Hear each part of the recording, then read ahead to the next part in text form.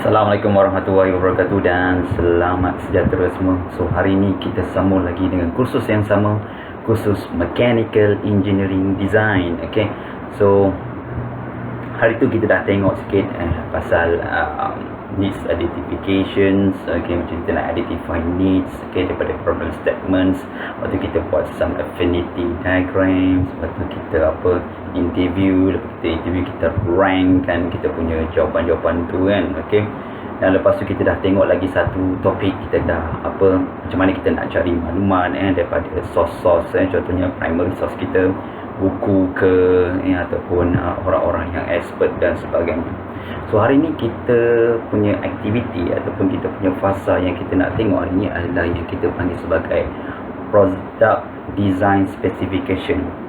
Usually product design specification ni adalah fasa terakhir untuk identification of problems. Okay, sebab apa product design spec ni dia adalah fasa terakhir? Sebab bila kita dah dapat semua maklumat berdasarkan interview, survey, kita punya fasa gathering information, contohnya existing product dan report dan sebagainya. So kita kena summarize So untuk buat produk nanti kita kena buat satu specification berdasarkan maklumat-maklumat yang kita dah dapat sebelum ni.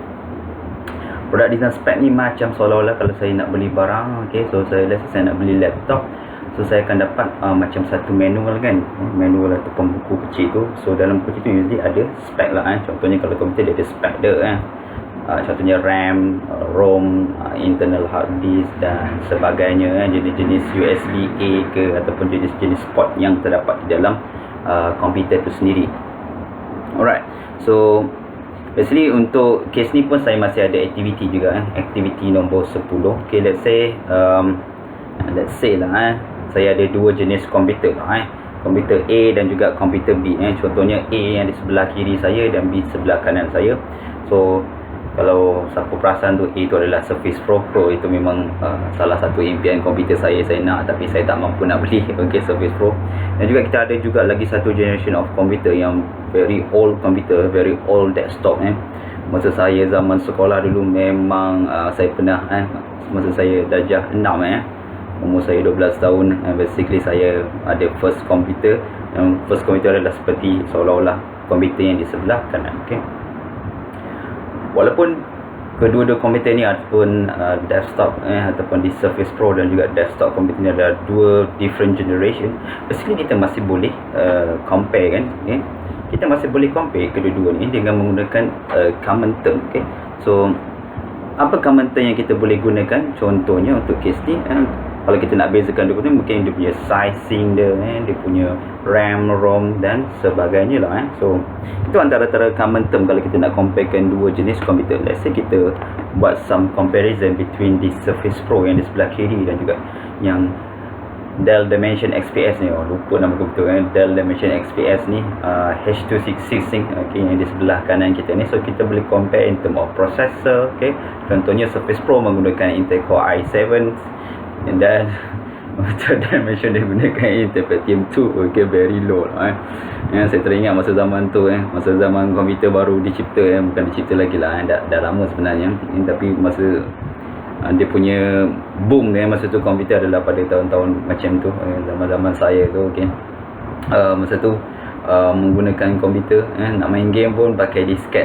Tak tahulah budak sekarang tahu disket ke tak disket tu yang petak tu masuk tu ada boleh main game lah berapa mega, tak sampai 1 mega punya game lah berapa kilobyte saja punya game. Okay, tapi still menarik jugalah walaupun game tidak futuristic macam sekarang very high dia punya render tu begitu menarik tapi masa dulu pun itu adalah game yang kami boleh main lah komputer. Alright, lepas tu baru ada zaman CD-ROM dan sebagainya lah. Okay, even nak install Windows 95 pun menggunakan banyak jenis disket lah untuk install benda tu Alright, so dulu memang seberapa banyak disket nak install tu so satu disket dalam 1.3 MB.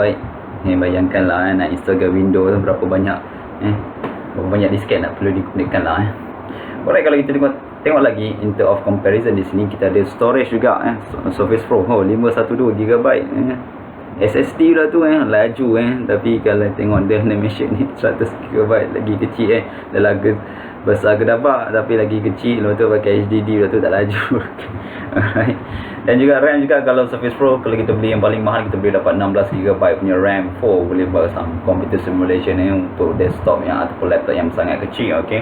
Dan untuk case RAM, untuk case ni masa tu paling tinggi pun 512, ni pun paling besar dulu saya guna 256GB sajalah untuk RAM so bayangkan lah RAM kecil tidak boleh buat kerja simultaneous dengan banyak lah also computing capability dia sangat rendah untuk case D lah kalau kita tengok Intel Pentium, okay, dan juga RAM 512 apa yang boleh dibuat lah untuk high simulation tidak boleh dilakukan lah menggunakan Dynamission tapi untuk this dalam ringan Surface Pro, okay, processor tinggi, storage tinggi dan juga RAM tinggi. So basically kita boleh masih buat comparison benda-benda ni masih boleh di compare lagi menggunakan common term. So common term contohnya dalam technical spec ni, processor, storage dan RAM lah untuk contohnya. Okay. So sama juga untuk buat produk design spec sebenarnya kita kena tahu common term lah berdasarkan produk-produk yang sebelum ni. Di dalam fasa gathering information sebelum ni kita akan cari existing product. Okay, so existing product ni kita boleh tengok dia punya common term lah contohnya smartphone contoh hari tu smartphone saya nak design smartphone, saya boleh tengok common term dia, resolutions, dia punya RAM, ROM dan sebagainya, dan daripada common term tu kita akan gunakan untuk kita come out dengan kita punya product design spec lah. Okay. So walaupun kita tak ada produk lagi tapi kita dah kena ada some PDS, sebab PDS ni adalah penting kerana dia adalah salah satu control document yang diperlukan untuk designer untuk achieve lah so dia sebagai salah satu checklist untuk kita bila kita nak design nanti. So kalau kita dah ke fasa-fasa yang sebenarnya mungkin kita dah terlupa apa yang kita dah buat semasa fasa gathering information dan sebelum ini. Okay, so basically kita boleh recheck balik kita punya spec untuk check mana yang sepatutnya lah alright. Dan juga seperti yang saya kata dia ada sebagai checklist, okay, untuk pastikan semua feature-feature ada, dan kita panggil dia sebagai dynamic punya sistem. Okay. PDS ni dia tidak static, maksud tidak static ni dia boleh ada some revision lah so, mungkin kita ada pertama adalah initial release untuk PDS, okay, kita ada some spec ataupun ada satu spec tu kita tak tahu lagi, kita boleh letak kita kena dia masih unknown lagi ke IB. Okay, so kita kena cari some data ataupun gather information ataupun kita boleh kena buat some testing untuk dapatkan data tu.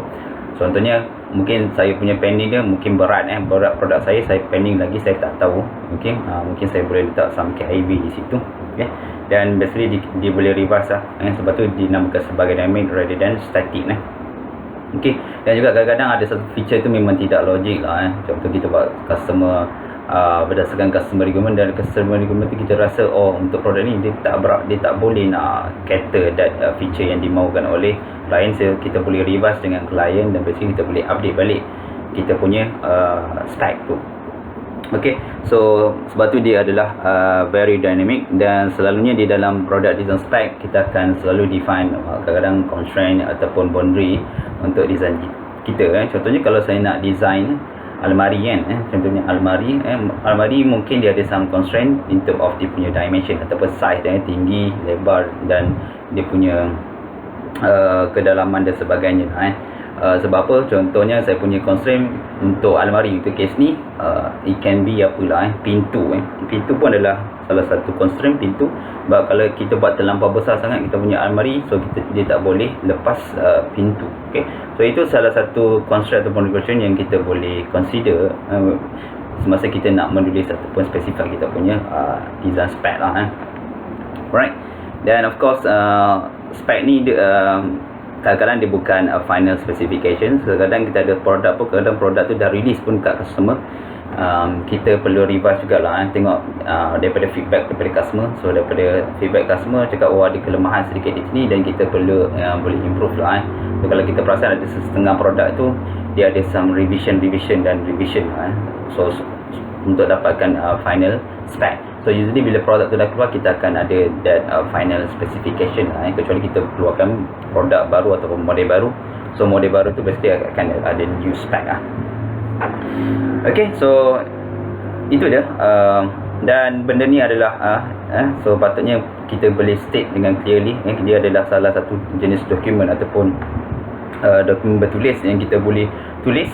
So hopefully dia boleh bila kita tulis tu very tu padat, clear, lepas tu very explicit, dan boleh measurable lah. Hopefully boleh measurable benda tu, setiap parameter-parameter yang kita isukan lah di situ. Dan kita akan selalunya state di dalam dokumen tu, selalunya kita ada letak some tarikh lah. So first initial release, and then mungkin ada some perubahan, kita akan ada second version, third version, and etc lah. Right, so, dan sepatutnya benda ni kita akan gunakan selalu, dan selalu kita akan update lah. Sebab benda ni kan dynamic tadi, kita sentiasa update berdasarkan input terbaru ataupun info-info terbaru. Bila design nanti kita akan dapat some input baru yang kita boleh update di dalam product design specification. Okay, hopefully clear pasal product design spec. Okay, so apa yang kita dapat sebelum ni kita kena summarize di dalam PDS, dan PDS ni kita akan sentiasa bawa daripada mula-mula sampai ke bawah lah. Okay, sorry lah ada iklan tu. Okay, itu maksudnya penting PDS tu, emergency. Okay, alright, so PDS ni kita akan start daripada even daripada beginning. Sekarang ni chapter 1 kita dah ada PDS sampai ke the last design flow nanti. And dalam prototype pun kita masih update kita punya product design spec lah. Okay, alright, so dia ada template juga. PDS ni dia ada template yang kita boleh follow as a guideline macam mana kita nak tulis di specification untuk produk kita nanti. So contoh template dia, pertama adalah kita punya product identification. So of course kita kena product identification ni, it can be product name, so kena bagi nama nanti. So nanti produk kamu pun nanti kamu bagi nama produk tu, bagilah nama yang sesuai dengan produk tu.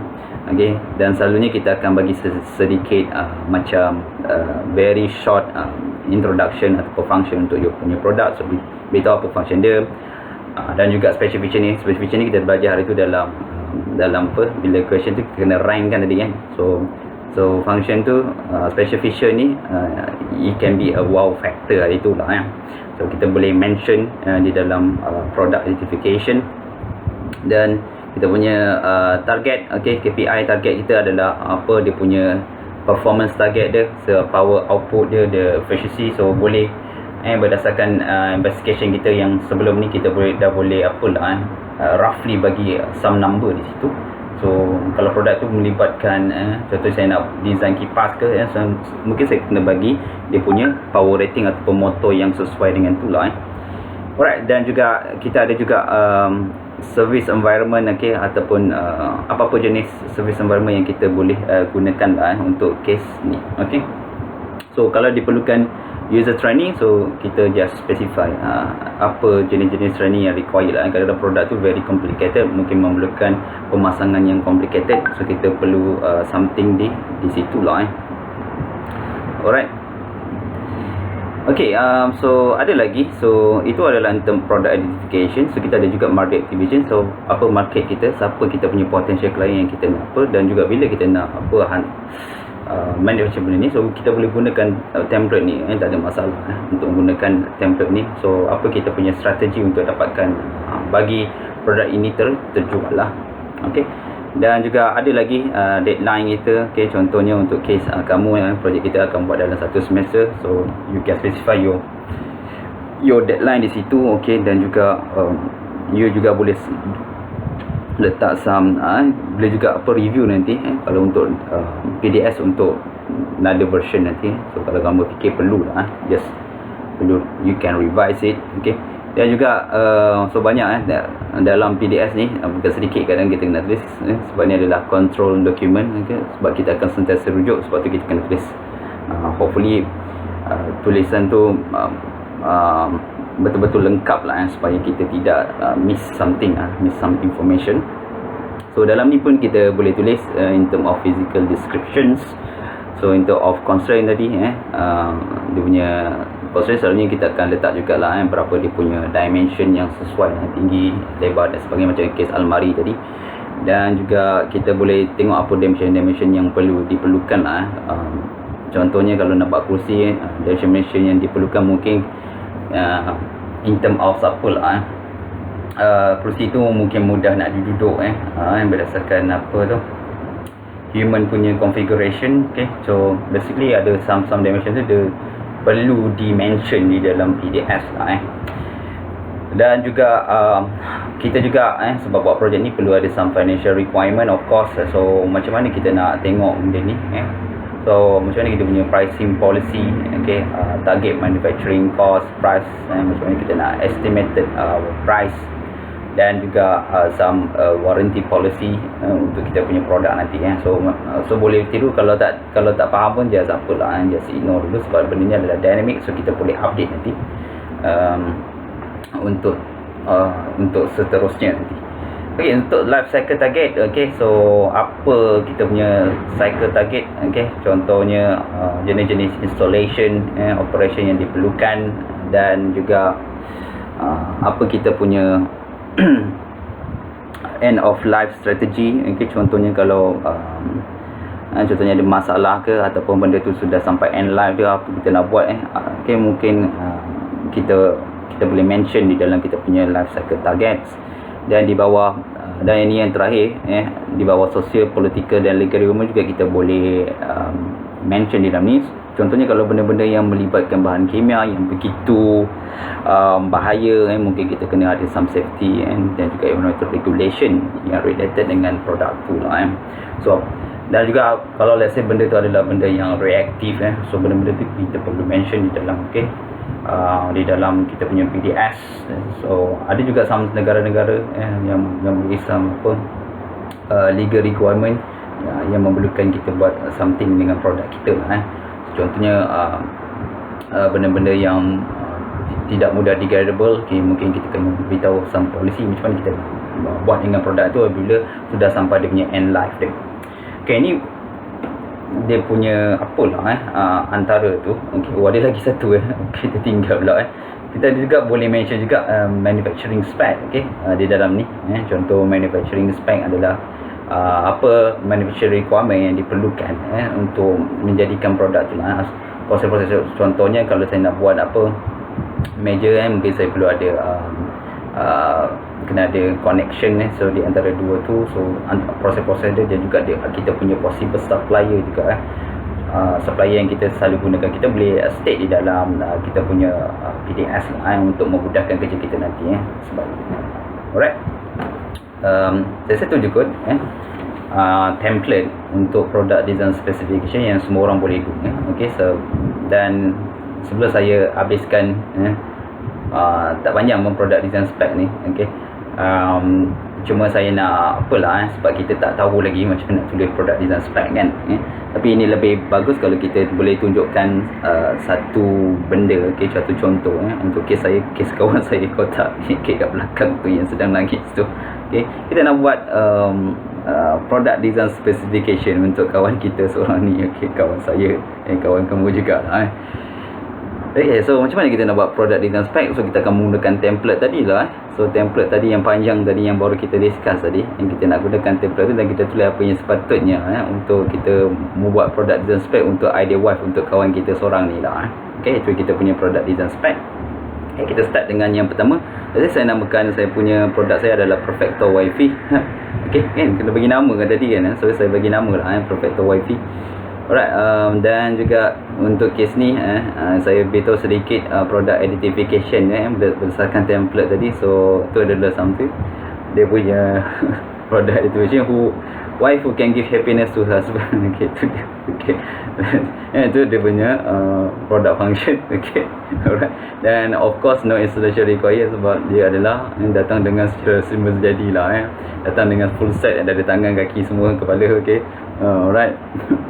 Okay, specification of course nice appearance, cute, okay, so itu berdasarkan yang punya survey sebelum ni, okay, tu adalah specification, cute, okay, ataupun lawak lah hopefully faham, okay.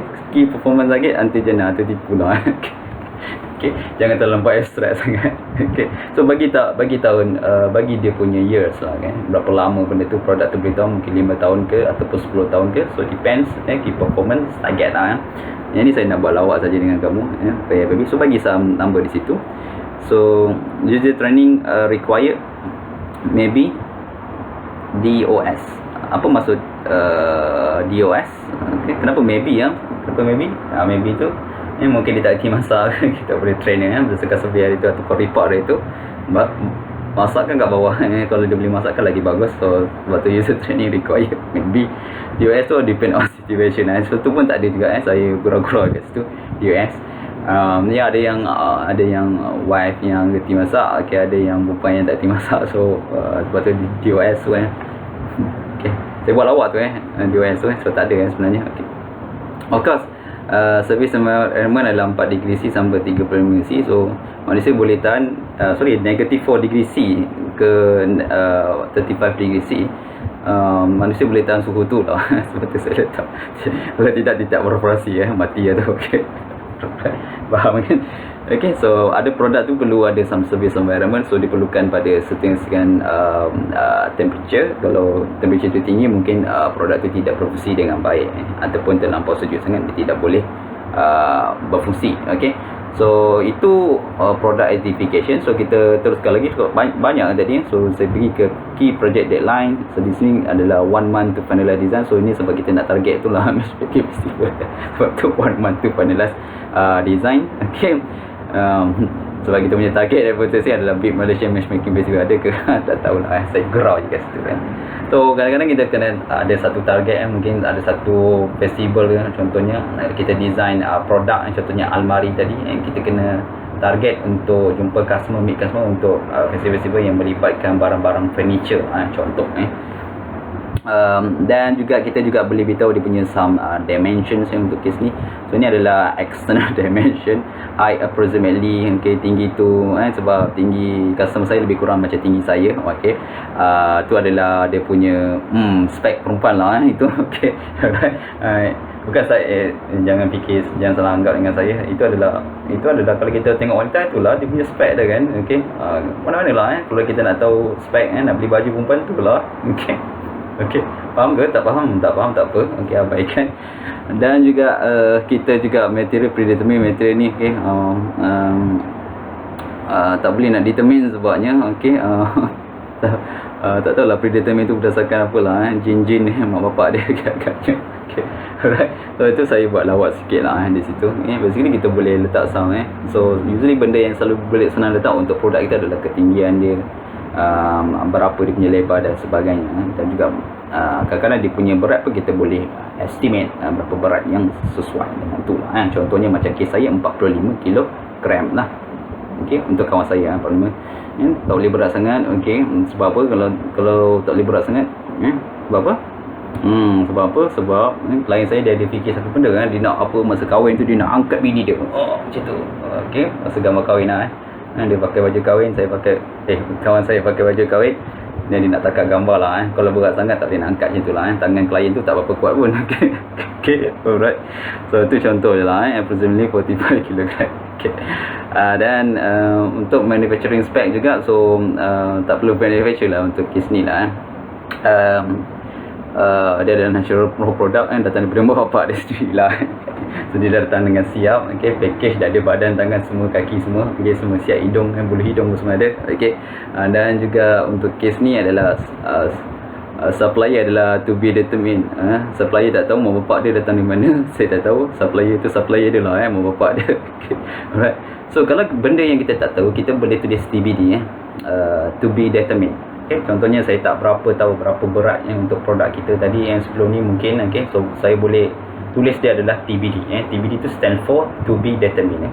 So tapi at the end of the day untuk produk design spec untuk last produk kita, so sepatutnya dah tak adalah term TBD ni.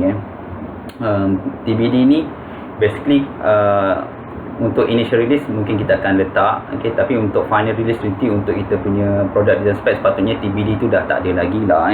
Sepatutnya TBD tu kita dah determine dah. Okay. Alright, so untuk market identification pula, so kita target untuk kes ni adalah untuk single man over extend X user. Okay, macam contohnya kawan kontak saya ni umur semua sebaya dengan saya kan. Okay, dia tak kahwin lagi, so kita buat design ni untuk over extend X user. Okay. Initial launch to be determined yang saya tak tahu lagi, dan juga initial production run adalah 1 to 4 unit. Okay, depend on situation. So kenapa 1 to 4 unit je, kenapa tak 100,000 unit? Sebab lelaki Islam saja boleh kahwin sampai 4. Okey. Okey. Satu pun tak kahwin lagi, nak 4 pula. Okay. So DOS tu adalah depend on situation. Itu pun saya main juga. Okay. Depend on situation. Okay. Tak ada sebenarnya. Okay. Depend on situation lah. Kalau orang tu mampu kahwin satu, kalau mampu gila-gila kahwin 4 lah. Okay. So dalam Quran cakap kahwinlah 2, 3 dan 4. So kalau tak mampu beri justice, okay, kahwinlah 1 lah. Okay. 1. Okay. 1 pun tak ada lagi, nak kahwin 4. Berangan betul. Okay. Dan of course untuk kes ni kita ada okay, berapa produk tu boleh bertahan adalah selama 60 tahun and beyond. Okay. Umur manusia kan selalu 60 tahun kita nak kalau kita kahwin pun ataupun di produk kahwin pun dia nak jumpa bini dia 30 tahun dekat dunia ni. Okay, sebab itu 60 years lah umur dia lebih kurang lah 60 tahun umur manusia. Umat manusia Nabi Muhammad itulah umur dia.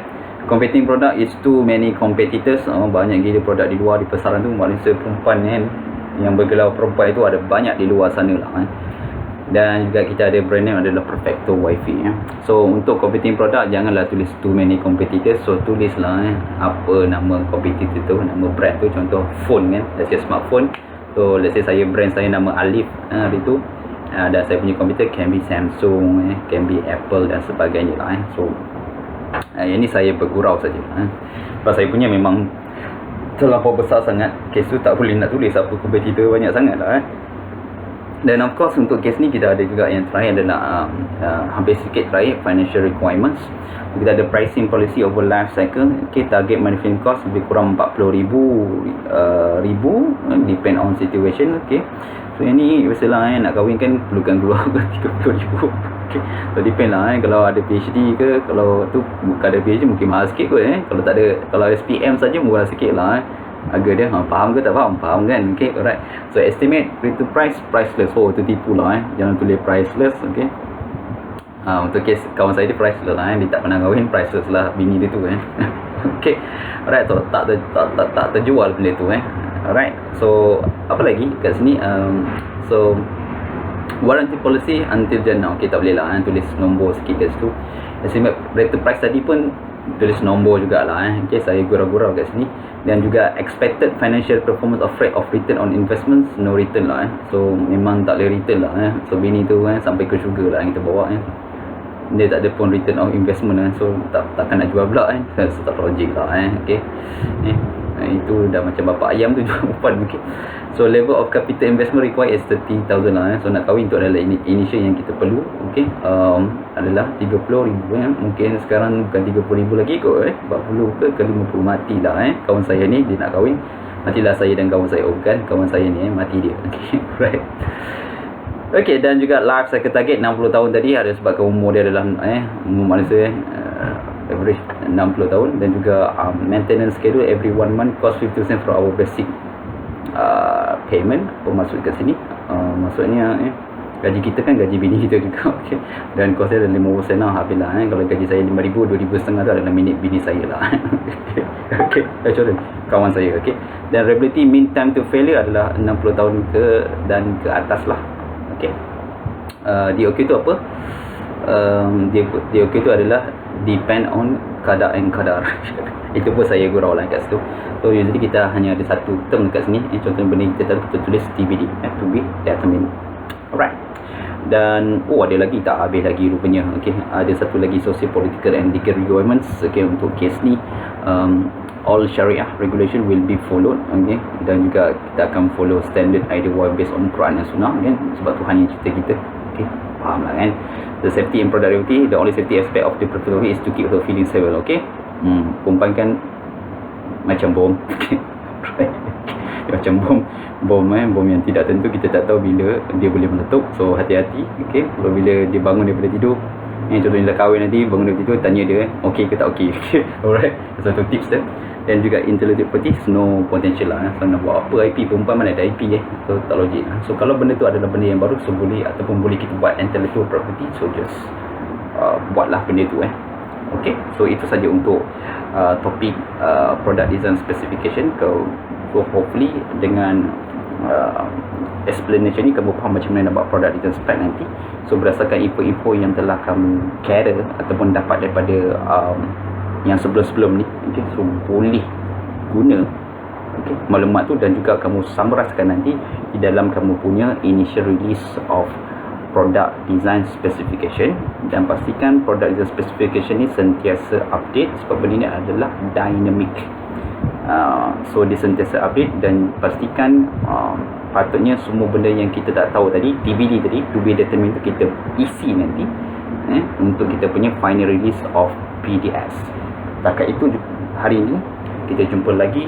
Assalamualaikum warahmatullahi wabarakatuh dan selamat petang. Bye bye.